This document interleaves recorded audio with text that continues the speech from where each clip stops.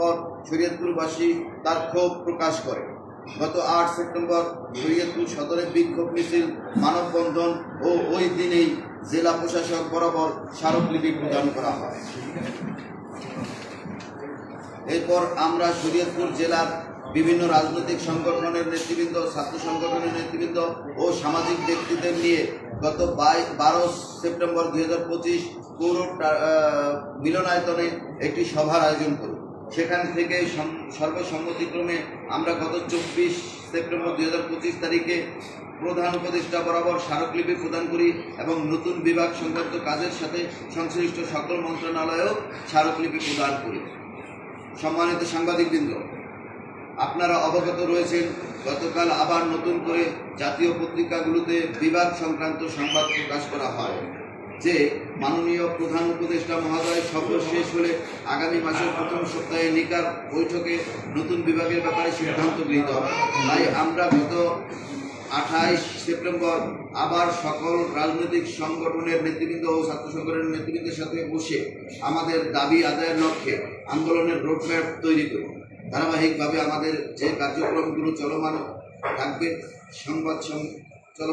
সংবাদ সম্মেলন, বিক্ষোভ মিছিল ও সমাবেশ, মানববন্ধন, গণসংযোগ, সংহতি সমাবেশ, সকল পেশা মানুষের কর্মবিরতি, গণসমাবেশ ইত্যাদি। এতে যদি আমাদের দাবি আদায়ে সরকার কোনো সিদ্ধান্ত গ্রহণ না করে তাহলে আমরা চূড়ান্ত আন্দোলনের দিকে যাব ইনশাআল্লাহ।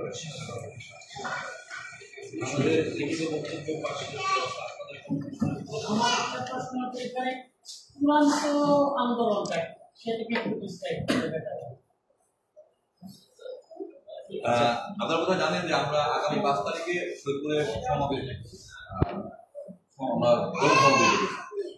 2005 তারিখের পরে হচ্ছে 5 সেপ্টেম্বর পরে আমরা ওই মঞ্চে ডিক্লেয়ার করে দেবো আমাদের চূড়ান্ত এটা কি হবে, এটা আমরা 5 তারিখ পরে ডিক্লেয়ার করবো। ঢাকা বিভাগের আছে ফরিদপুর গেলে আমাদের সরকারকে সিদ্ধান্ত নিচ্ছে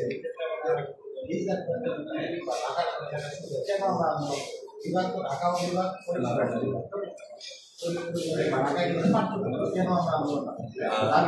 আমাদের, আপনারা জানেন যে আমাদের প্রথমে যে সমস্যাটা হচ্ছে দূরত্ব সমস্যা।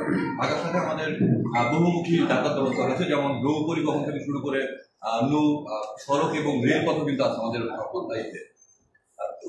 তথাপি ফরিদপুরের সাথে আমাদের এই ধরনের কোনো ব্যবস্থা নেই, শুধুমাত্র একটা সড়ক ব্যবস্থা আছে, তাও খুব নাজেহাল অবস্থা। এবং আমাদের আরেকটা সমস্যা, ফরিদপুরের সাথে আমাদের দূরত্ব কিন্তু অনেক বেশি। তার ফরিদপুরের সাথে আমাদের দূরত্ব প্রায় 96 কিলোমিটার। যদি আমরা